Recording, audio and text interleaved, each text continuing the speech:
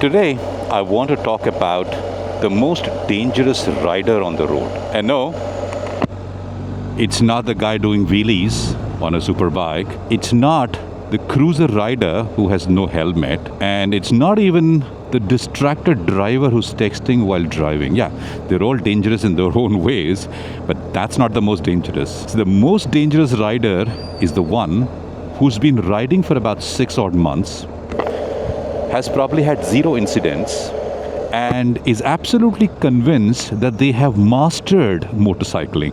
Now, that rider, ladies and gentlemen, is dangerous because of something called the Dunning-Kruger effect. It is a psychological trap that doesn't just affect riding, it affects leadership, careers, and even life decisions. That's how powerful this particular DK effect, I call it, or the Dunning-Kruger effect. Here is a simple idea, okay? Bear with me and listen to me very carefully, okay?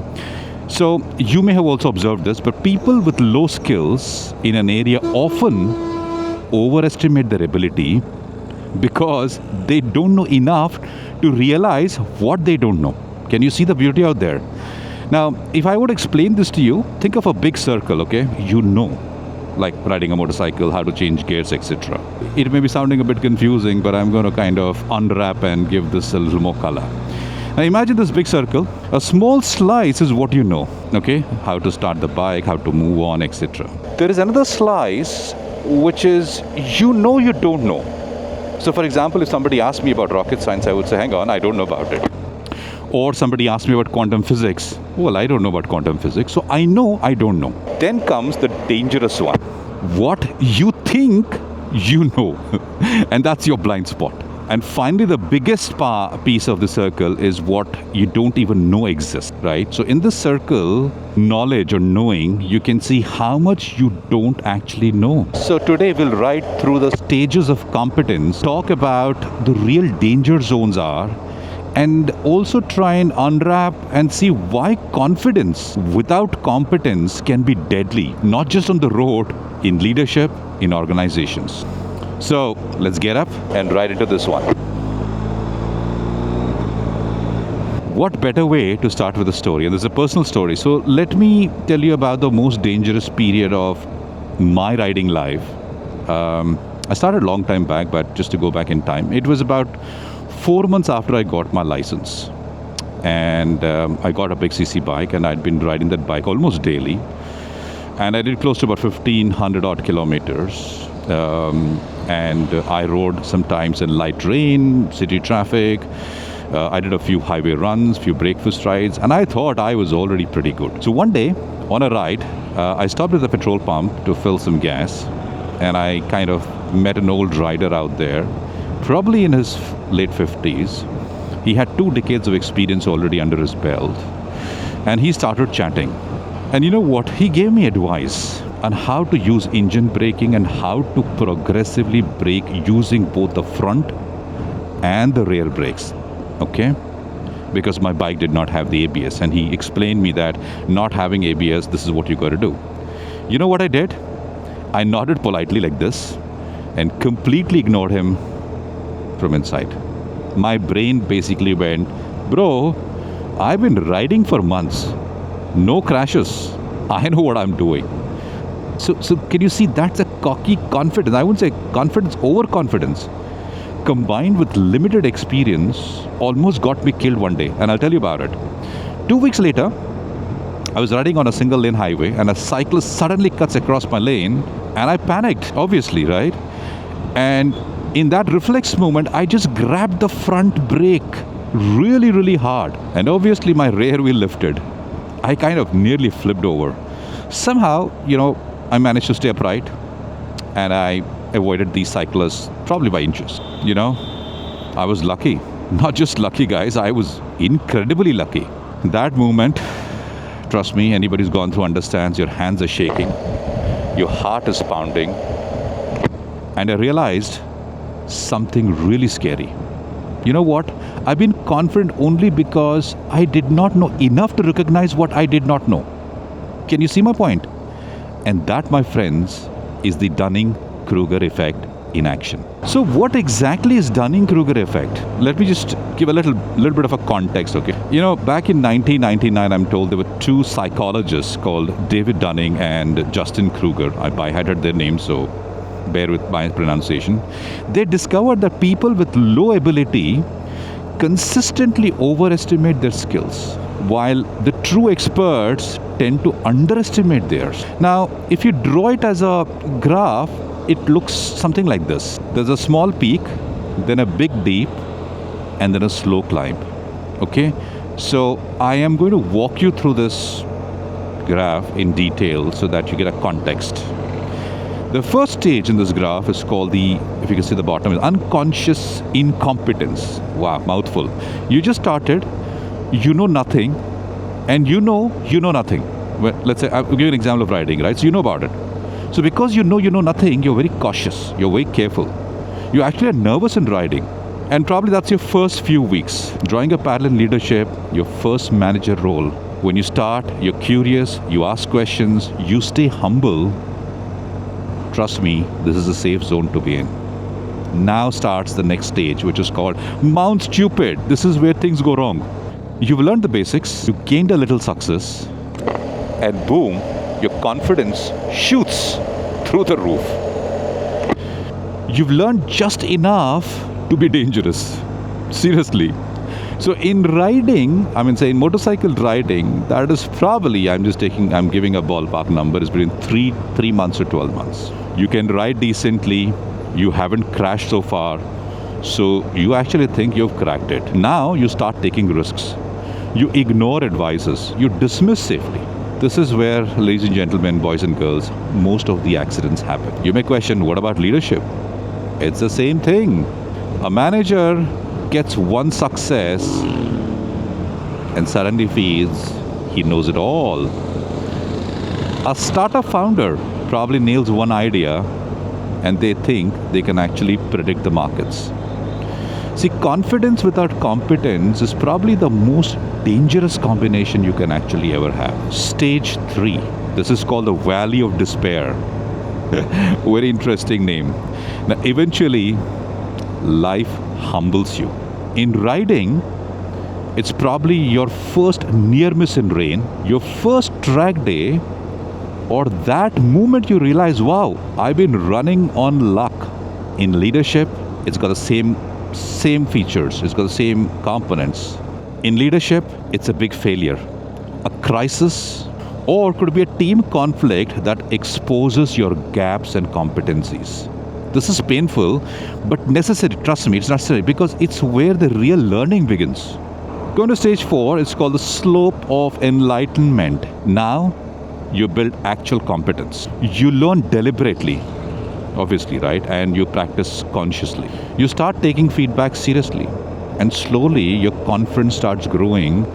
But now this time, it's in balance with real skill. Stage 5. The plateau of sustainability. This is mastery. Your confidence is high, but you're humble. You respect the risks.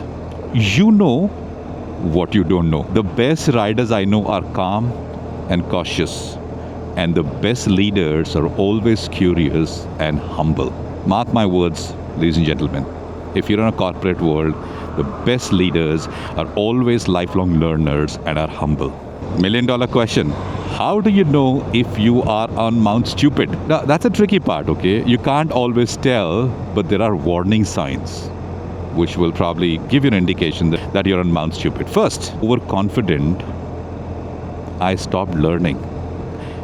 I actually stopped watching riding tutorials because I ride an adventure tourer, an adventure bike, and I need to know how to kind of navigate through the rough terrains.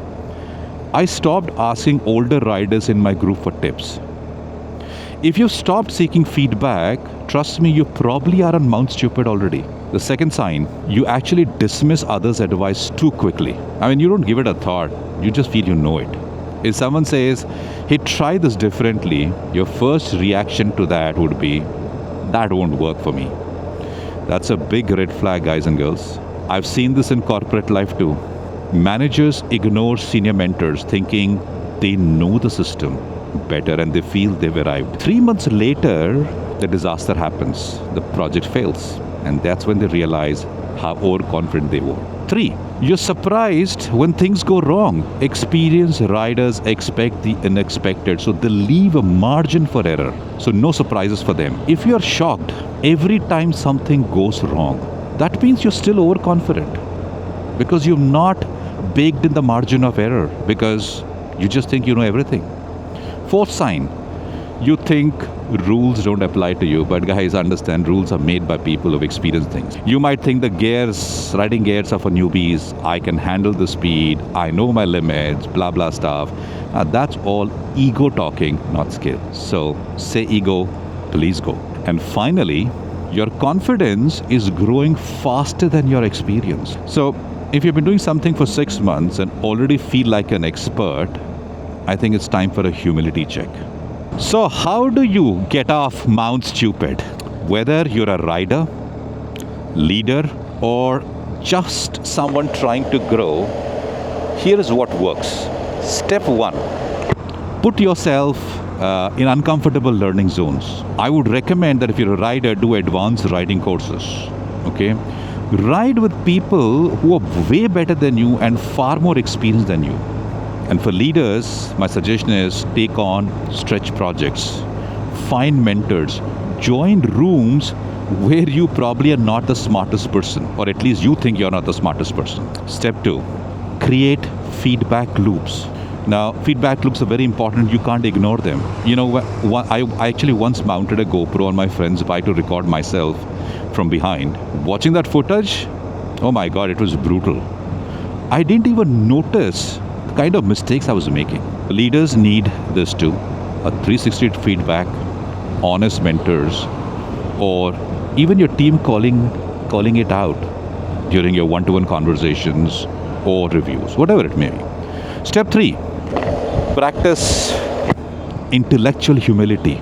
Keep saying, I don't know what I don't know, which is fine. Nothing is going to kind of bring your world down. When someone challenges you, don't defend. Get curious to understand why you're being challenged and what is it that you don't know. Step 4, remember, expertise is domain specific. See, being a great street rider doesn't make you a great dirt bike rider. Seriously. Being a great engineer doesn't make you a great manager. Reset your ego every time you enter a new domain. Enter a domain as a learner. We are all lifelong learners, ladies and gentlemen. The Dunning-Kruger effect is really humbling. It reminds us